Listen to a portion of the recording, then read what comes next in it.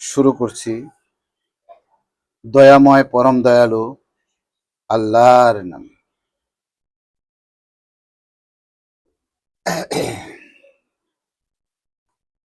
আমি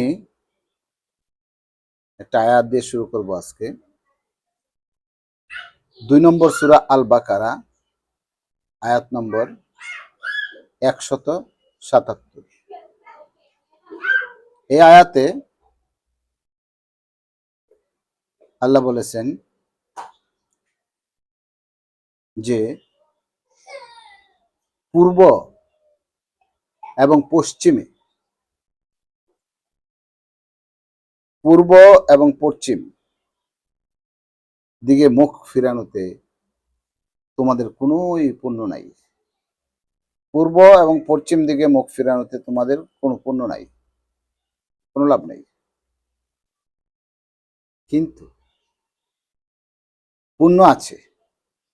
কেউ আল্লাহ, পরকাল, ফেরেশতাগণ, সমস্ত কিতাব, 4 কিতাব, তাওরাত, জাবর, ইঞ্জিল, কোরআন, 4 কিতাব,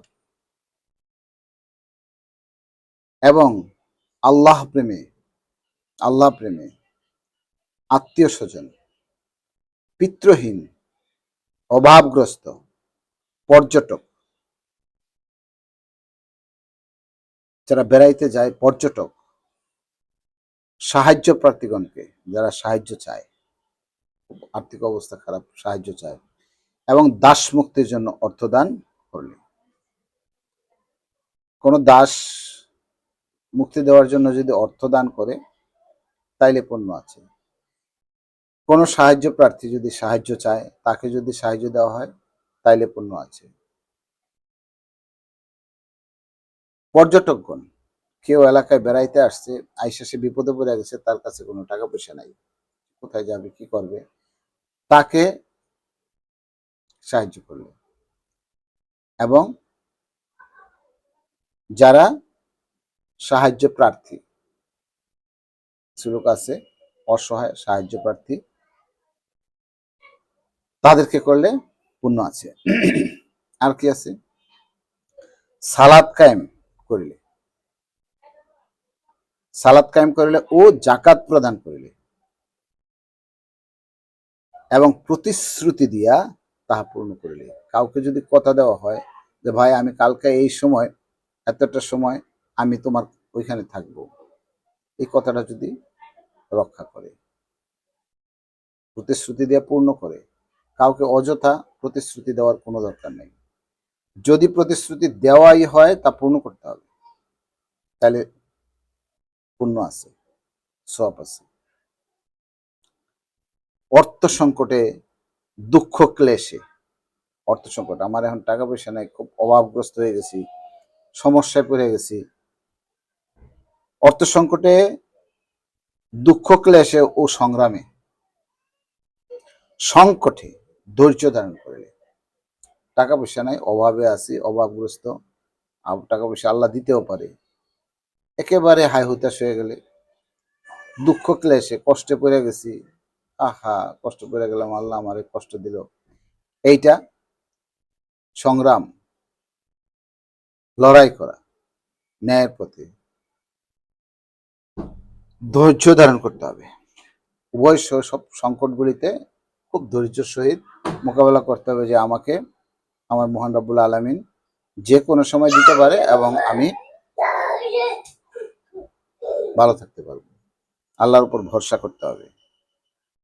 ইহারাই তাহারা, আর যারা এগুলি করবে, ইহারাই তাহারা যাহারা সত্যপরায়ণ এবং ইহারাই মুত্তাকি। আর এরাই তাহারা যারা সত্যপরায়ণ এবং আর তারাই মুত্তাকি। তো এই আয়াতটা 2 নম্বর সূরা আল বাকারার আয়াত নম্বর 177, এই আয়াতটাতে আল্লাহ পাক এইটা বলছে যে পূর্ব পশ্চিম দিকে মুখ ফিরাইলে তোমাদের কোনো লাভ নাই, তোমরা এই কাজগুলি করতে হবে। এটা হইলো, এটা হাদিসে আসছে, হযরত আবু যর রাদিয়াল্লাহু আনহু যখন রাসূল সাল্লাল্লাহু আলাইহি সাল্লামকে জিজ্ঞাসা করেন, ঈমান কি জিনিস?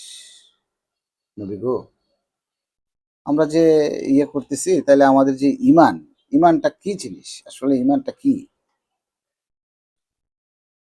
তখন রাসূল সাল্লাল্লাহু আলাইহি সাল্লাম এই আয়াতটি পাঠ করেন। এই আয়াতটা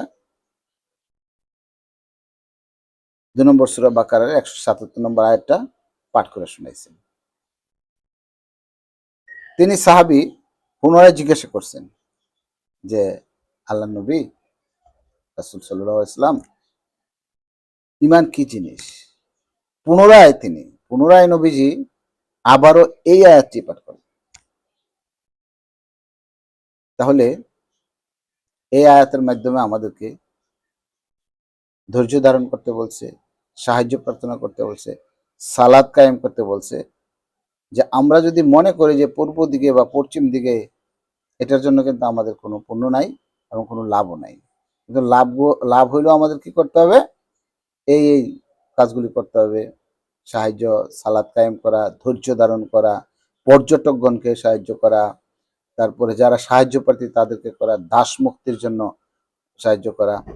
যেমন সাহায্য প্রার্থী করা। মনে করেন কোনো একটা লোক দাসমুক্তি বলতে একজন লোক ব্যাংকে অনেক টাকা ঋণ, এই যেমন গ্রামীণ ব্যাংক থেকে অনেক গরিব লোক আছে, অনেক টাকা ঋণ, তার চাল খুলে নেওয়া যায়, তার বাস খুলে নেওয়া যায়।